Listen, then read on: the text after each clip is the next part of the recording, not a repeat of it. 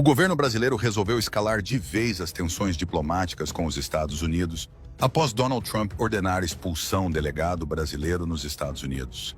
Mas o governo brasileiro ignora a tamanha força de projeção de poder dos Estados Unidos no litoral brasileiro, em um momento que os Estados Unidos vêm de forma direta se envolvendo nos países da América do Sul, e o Brasil não é exceção, já que as facções criminosas brasileiras estão na iminência de serem classificadas pelo governo dos Estados Unidos como terroristas e a situação escala de vez. A chegada de um dos maiores porta-aviões nucleares do mundo à costa brasileira ocorre em um momento de crescente ruído diplomático entre Brasília e Washington. O navio em questão, o USS Nimitz, integra a Marinha dos Estados Unidos e está programado para monaciliobar de exercícios militares conjuntos com a Marinha do Brasil. A operação, do ponto de vista militar, segue uma tradição de cooperação entre as duas nações, mas ganha contornos políticos diante do atual cenário de tensão entre os governos. Nos últimos dias, declarações do presidente Luiz Inácio Lula da Silva indicaram um tom mais crítico em relação ao governo de Donald Trump. As falas ocorreram durante a agenda internacional na Europa e foram interpretadas por analistas como parte de uma estratégia política que busca reforçar posicionamentos do Brasil em temas globais, ao mesmo tempo em que dialoga com disputas internas. Paralelamente ao discurso político, a cooperação militar segue ativa. A presença do USS Nimitz em águas brasileiras tem como objetivo oficial a realização de exercícios de defesa, intercâmbio operacional e treinamento conjunto. Esse tipo de atividade é comum entre países que mantêm relações estratégicas, mesmo em momentos de divergência política. Para especialistas em defesa, isso demonstra que as estruturas institucionais, especialmente as Forças Armadas, operam com relativa autonomia em relação ao ambiente político imediato. O episódio envolvendo um delegado brasileiro nos Estados Unidos adicionou um novo elemento de tensão. Autoridades americanas determinaram a saída do agente do país após questionamentos sobre sua atuação em um caso ligado ao ex-deputado Alexandre Ramagem. O caso repercutiu rapidamente no meio político brasileiro, especialmente após declarações de Lula sinalizando a possibilidade de reciprocidade diplomática, o que poderia incluir medidas contra representantes americanos no Brasil.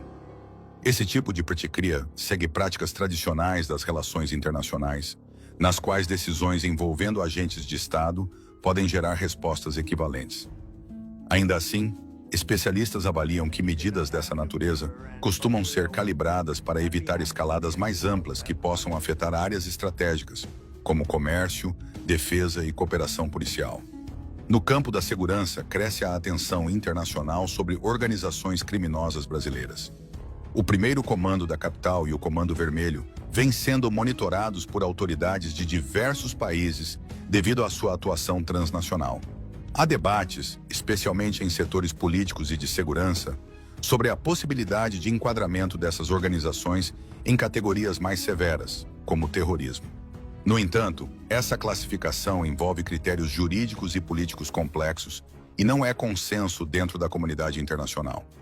Ao mesmo tempo, o cenário global também influencia as relações bilaterais. Os Estados Unidos mantêm envolvimento em diferentes frentes de tensão internacional, incluindo disputas no Oriente Médio relacionadas ao Irã. Embora não haja consenso sobre caracterizar a situação atual como uma guerra formal, o aumento das tensões na região impacta o posicionamento estratégico americano e suas relações com outros países, incluindo o Brasil. A combinação desses fatores, tensões políticas, cooperação militar ativa e desafios na segurança internacional, cria um ambiente complexo nas relações entre Brasil e Estados Unidos. Historicamente, os dois países mantêm laços profundos em áreas como comércio, defesa e diplomacia, o que tende a funcionar como um fator de estabilidade mesmo em momentos de atrito. No plano econômico, qualquer deterioração mais significativa das relações poderia gerar efeitos indiretos, considerando a relevância dos Estados Unidos como parceiro comercial e investidor. Já no campo militar, a continuidade de exercícios conjuntos sugere que há interesse mútuo em preservar canais de cooperação estratégica. O momento atual revela uma dualidade típica das relações internacionais contemporâneas. De um lado, há o discurso político, frequentemente voltado a audiências internas e marcado por divergências ideológicas. De outro, persistem estruturas de cooperação que operam de forma pragmática, especialmente em áreas sensíveis como defesa e segurança. A chegada do USS Nimitz simboliza essa dualidade. Enquanto o ambiente político indica tensão, a presença militar reforça a continuidade de vínculos estratégicos.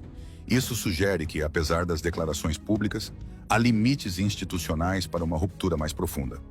O episódio envolvendo o delegado brasileiro e a possível perticria diplomática também ilustra como eventos pontuais podem amplificar tensões, mas raramente são suficientes, isoladamente, para redefinir relações entre Estados. Por fim, o debate sobre o enquadramento de facções criminosas como organizações terroristas reflete uma tendência global de endurecimento no combate ao crime transnacional, mas também evidencia divergências sobre conceitos e estratégias. Em síntese, o cenário aponta para uma relação bilateral marcada por tensões pontuais, porém sustentada por interesses estratégicos que tendem a evitar rupturas estruturais no curto prazo. Como eu falei em vídeos anteriores, essa projeção de poder naval americano aqui na América do Sul vai além de apenas uma despedida desse porta-aviões dos Estados Unidos, mas também mostra que os norte-americanos estão com o poder naval aéreo e terrestre com a pouca movimentação, praticamente cobrindo toda a América do Sul, pois, como já sabemos, o porta-aviões é conhecido como cidade flutuante, no qual aquela poderosa embarcação possui uma incrível capacidade de combate aéreo e naval. E isso transmite a nova doutrina de segurança nacional dos Estados Unidos contra os países da América do Sul, no qual Donald Trump quer o alinhamento político e ideológico com o governo americano. Além disso, o Brasil, que nos últimos dias continua batendo de frente com o governo dos Estados Unidos, seja defendendo o Irã, seja defendendo a Venezuela e até Cuba. O governo dos Estados Unidos ainda não pegou o governo brasileiro e ainda deu uma resposta contundente. Limitamos apenas ainda a querer classificar essas facções brasileiras como terrorista, mas na sua opinião, você acredita que os Estados Unidos estão certos ou errados?